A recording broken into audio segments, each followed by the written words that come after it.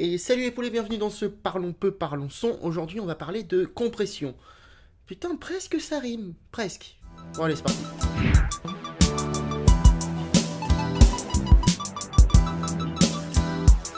Bon alors, la compression c'est un des outils fondamentaux de l'ingénieur du son, ou en tout cas de quelqu'un qui va se mettre derrière des consoles. Et je vais expliquer pourquoi. C'est un peu compliqué, c'est très artistique en même temps, il y a des règles, bref. On va pas rentrer là-dedans, mais c'est assez marrant à expliquer. Bref. Quoi qu'il en soit, quand on va enregistrer de la musique, il y a un truc qu'on veut absolument pas, c'est de saturer, notamment en numérique. Pourquoi on veut pas saturer? Pour une raison très très simple, parce que on appelle ça clipper en numérique, donc aujourd'hui sur tout ce qu'on enregistre, on appelle ça clipper parce que ça fait des et des c'est pas très très agréable à écouter et surtout on ne comprend pas ce qui s'y passe. Aussi bien en analogique, il y a des fois où on a cherché la saturation, en numérique on essaye de l'éviter, en tout cas de la saturation non naturelle, donc du clip comme disent les anglais. Bref, tout ce qu'on veut dans un studio, quand on va enregistrer qui que ce soit, même des instruments logiciels, oui, ça marche aussi avec des instruments logiciels, ce que je dis, tout ce qu'on veut dans un studio, c'est surtout ne pas saturer. Donc pour ne pas saturer, on fait plein de choses. Déjà, on fait ses niveaux, c'est-à-dire qu'on vérifie quand, à l'enregistrement que rien ne sature, etc. Sauf que en fait, une prise son, c'est pas stable, c'est pas unique, c'est pas un seul volume en fait, ça bouge, ça varie avec des émotions, avec des nuances, avec des pianissimos, des fortissimos, etc. Donc c'est un peu plus compliqué que juste vas-y joue 5 minutes et on voit si ça passe. Et comme l'ingé son est pas toujours derrière tous les potards pour baisser au bon moment, ça suffit pas. Et justement, un des outils qu'on a à notre disposition dans un studio pour éviter de saturer, c'est ce qu'on appelle du coup un compresseur.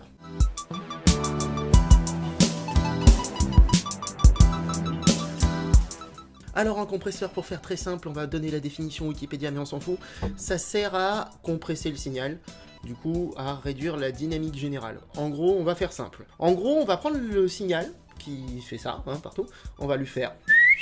Les sons très forts vont être beaucoup plus proches du coup des sons beaucoup moins forts. Ce qui fait que le signal va être plus écoutable, plus compressé, plus écoutable sur n'importe quelle plateforme, et surtout on va éviter de saturer. D'ailleurs sur mon micro qui est là en face de moi, j'ai un compresseur, parce que sinon je sature. Et j'aime pas saturer parce que sinon vous comprenez pas ce que je dis. Bref, du coup on va mettre un compresseur pour éviter de saturer quand il y a des dynamiques qui sont trop hautes. Donc quand il y a des sons qui sont trop puissants, pour résumer. Donc ce compresseur, comment ça fonctionne ? Je vais pas rentrer vraiment dans comment ça fonctionne, je vais juste vous donner les 5 paramètres qui sont importants dans un compresseur.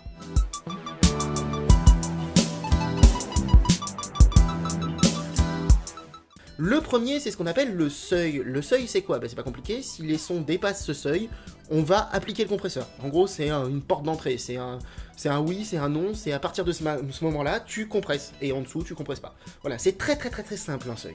Donc ce seuil, en fonction de comment on le règle, on va plus ou moins compresser le signal. Si on le règle très bas, tout va être compressé, ce qui est pas très agréable. Si on le règle très haut, pratiquement rien va être compressé à part les grands pics, donc ça sert pratiquement à rien. Bref, ça c'est artistique, ça dépend de règles, c'est plus compliqué que simplement expliquer dans une vidéo, on y reviendra. Le deuxième paramètre d'un compresseur, c'est ce qu'on appelle le ratio. Le ratio, c'est quoi? Le ratio, c'est de combien ça va compresser à chaque fois que ça compresse. C'est-à-dire, si vous voulez, c'est un coefficient de compression.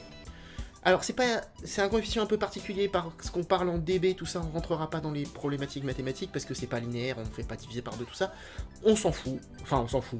Le ratio c'est de combien ça compresse quand ça compresse. On peut très peu compresser pour faire quelque chose simplement pour éviter dans les zones problématiques où on va saturer, ou alors on peut beaucoup compresser pour ramener les dynamiques très proches et avoir un son beaucoup moins ample et beaucoup moins dynamique, donc avec beaucoup moins d'écart entre les basses, les sons très bas et les sons très forts, ce qui permet d'écouter à volume à peu près constant. Donc on a le seuil et le ratio. La troisième chose, c'est ce qu'on appelle l'attaque. Je trouve ce nom nul. Voilà. Je trouve que le nom attaque ne correspond pas du tout à ce à quoi ça correspond. L'attaque en fait c'est le temps de réaction du compresseur. Si on a une attaque courte, il va réagir très vite. Si on a une attaque longue, il va avoir 2 temps. Voilà, c'est très simple. Ensuite, on a la release. C'est l'inverse de l'attaque. C'est le temps que le compresseur va mettre à s'arrêter. Est-ce qu'il va s'arrêter pendant longtemps? En gros, est-ce qu'il va avoir 2 tensions pour revenir à sa position initiale? Ou est-ce qu'il va revenir très rapidement à sa position initiale? Ces 2 paramètres-là sont assez compliqués à gérer en fonction de ce qu'on veut. Et le dernier paramètre, c'est ce qu'on appelle le nid. K-N-E-E, hein, ou le genou, c'est son petit nom. Enfin, c'est moi qui l'appelle comme ça, personne ne l'appelle comme ça. Bref, ça c'est quoi? C'est la différence entre les compressions, la différence entre les comportements de compression. Est-ce que c'est très très marqué entre quand ça compresse et quand ça compresse pas, ou est-ce que c'est moins marqué? C'est assez difficile à trouver à l'oreille quand on n'est pas habitué, le ni.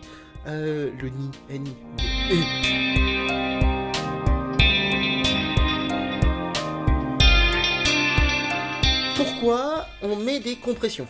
Parce que la première raison que je vous ai donnée, c'est pour éviter de saturer. Mais en fait, il y a aussi un souci artistique derrière, donc ça va être compliqué à résumer. Une des utilisations de la compression, ça va être pour redonner du punch ou redonner de la présence à un signal. En effet, comme on va compresser le signal dans une même gamme de puissance, on va dire de puissance sonore en tout cas, ce qu'il va faire, c'est qu'il va être plus présent dans le mix final. Ce qui fait que souvent, quand on a un instrument qui n'a pas assez de présence, on a deux solutions, soit on l'équalise, soit on le compresse. L'équalisation, on verra ça plus tard. Mais la compression, du coup, ça peut permettre de ramener un peu de présence dans le mix final, de présence de l'instrument. Une autre solution, c'est pour ramener du punch, de l'attaque, notamment sur les batteries. La compression de batterie permet justement d'avoir beaucoup plus de présence de la batterie et beaucoup plus d'attaque, de punch, de percussion de la batterie. Et ça peut être très très intéressant dans certains cas. Après, c'est artistique, hein, toujours pareil, les goûts et les couleurs, ça se discute pas.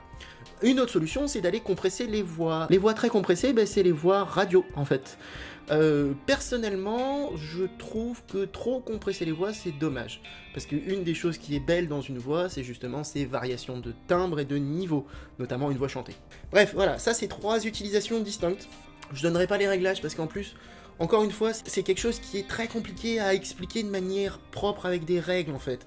C'est quelque chose qui va se faire beaucoup à l'oreille, au goût, aux différences de connotation, en fonction de ce qu'on veut, et puis en fait... Pour moi, il n'y a pas de manuel de la compression pour les nuls. On peut apprendre à compresser en compressant. C'est con ce que je dis, mais mettez des compresseurs, apprenez les faire.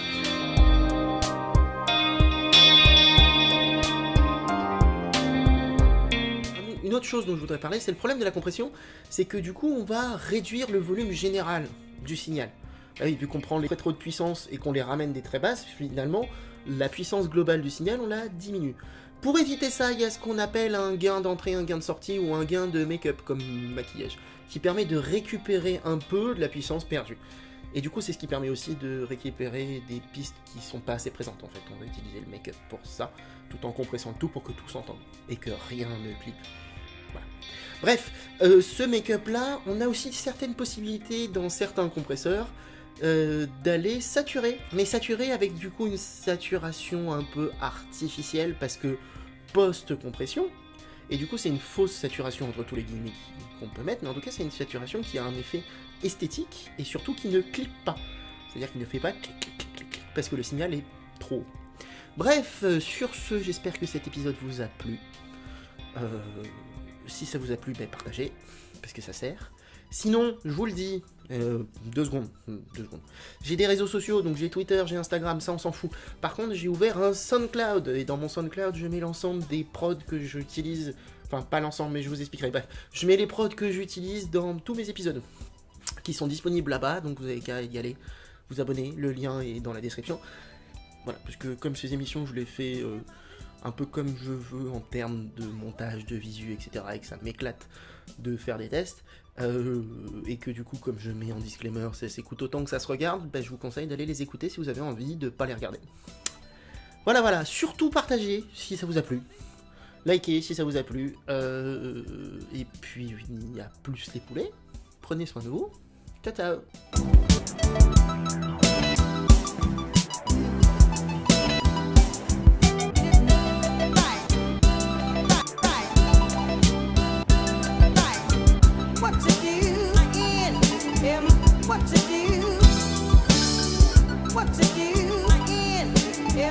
What to do?